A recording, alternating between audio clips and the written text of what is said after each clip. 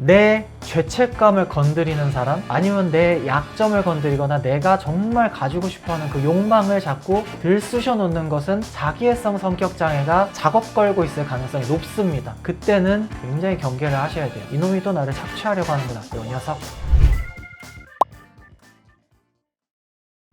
안녕하십니까, 닥터수근 임수근입니다. 오랜만에 인사드립니다. 요즘 뉴스 보시나요 혹시? 아까 충격적인 소식을 들었는데 세상에 전청조 씨 꽈추를 찾았다고 유튜브 카라큘라가 드디어 여러분 전청조 씨의 꼬추의 비밀을 찾았답니다. 전청조가 막 거짓말도 엄청 하고 막 보면서 저는 대단했던 게 남자이면서 여자도 잔뜩 만나고 여자이면서 남자도 잔뜩 만나고 몇 다리를 막 저 남자냐고 여자냐고 형이. 보면서 대단하다 이 생각밖에 안 들었어요. 그러니까 이쯤 돼서 생각해야 될 게 도대체 우리는 뭐 하고 살고 있는 건가 반성해야 됩니다.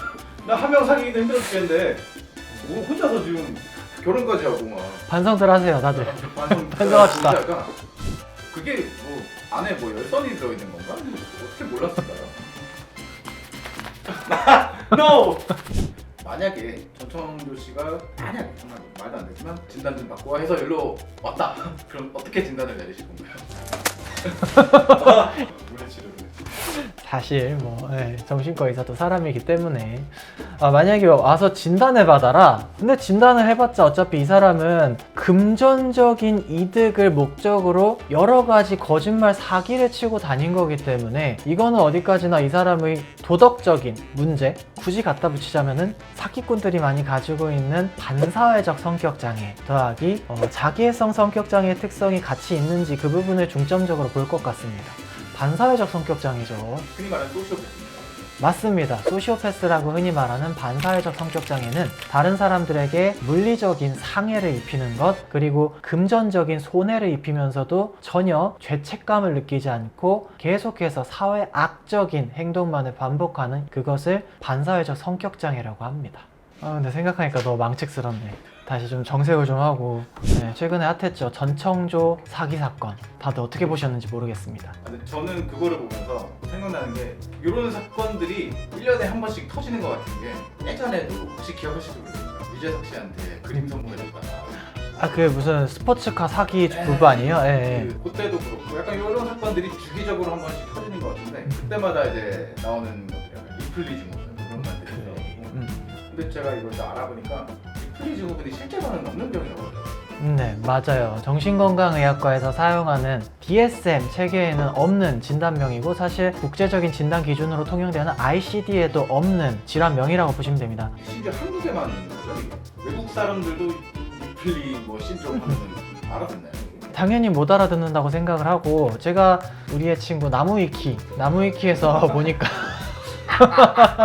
영화 리플리라는 게 있어요. 영화 리플리라는 것에 1999년 영화라는데 이 톰 리들리라는 인물이 사기꾼으로 나오긴 하지만 우리들이 통상적으로 알고 있는, 나조차도 자각하지 못하고 계속해서 거짓말을 반복하고 거짓이 거짓을 창조하는 이런 모습도 아니라고 해요. 그래서 제 생각엔 주도로가 잘못했다. 너무 유명해서 잘못했다.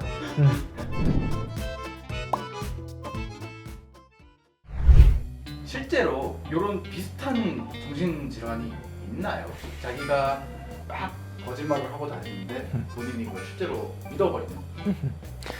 사실은 이 한국에서 리플리 관련해서 고려대학교 한창수 교수님께서 인터뷰를 했던 자료가 있더라고요. 그 인터뷰 자료에서는 망상장애에 대해서 이야기가 나오는데, 실제로 망상장애, 대표적인 의처증, 의부증, 그것을 가지고 있는 환자분을 마주하면 굉장히 무서워요. 굉장히 쎄해요. 너무나도 진지하고 뭔가 모든 게 다 다큐예요. 그분들의 태도나 얼굴 표정도 약간 굳어있고, 그 부분 같은 경우에는 이 사회통념상 받아들여지기가 어렵고, 그리고 굉장히 공고해서 바뀌기가 어려운 그 망상체계, 어떻게 보면은 정신병에 가깝기 때문에 거짓말을 유연하게 자유자재로 그때그때 임기응변을 하는 리플리랑은 조금 다르지 않을까, 저는 그렇게 생각을 하거든요. 오히려 리플리랑 가까운 것을 생각하니까, 저라면 지난번에 얘기가 나왔었던 내가 가진 능력이라면 당신을 얼마든지 조종하고 주무를 수 있다 생각하는 나르시시즘, 그게 여기서 또 이게 맞아요. 나르시시스트들은 이 거짓말을 하는데 전혀 죄책감을 느끼지 않고 오로지 내가 원하는 것, 내가 착취하고 가지고 싶은 것을 위해서라면 뭐든지 하는 그런 종류이기 때문에 거짓이 거짓을 낳는다라고 하는 것은 나르시시즘을 가지고 있는 분들하고 좀 비슷하지 않을까 생각을 하긴 합니다. 근데 여기에서 또 하나 우리가 고려를 해야 될 거는 이 거짓말을 자꾸 반복하는 부류가 상대방을 조종하는 목적을 가지고 있지 않을 때도 있어요. 내가 가지고 있는 게 조금 더 돋보였으면, 내가 조금 더 주목을 받았으면, 아니면 주변에서 들어오는 자극들에 나도 덩달아서 막 벌렁벌렁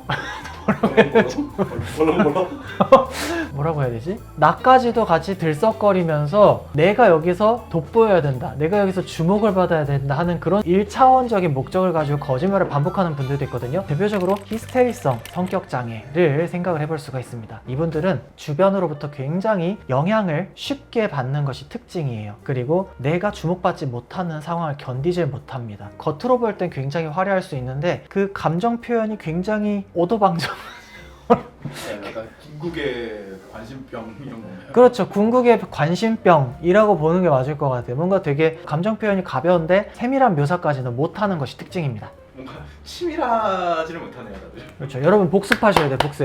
내 죄책감을 건드리는 사람, 아니면 내 약점을 건드리거나 내가 정말 가지고 싶어하는 그 욕망을 자꾸 들쑤셔 놓는 것은 자기애성 성격장애가 작업 걸고 있을 가능성이 높습니다. 그때는 굉장히 경계를 하셔야 돼요. 이놈이 또 나를 착취하려고 하는구나, 요 녀석.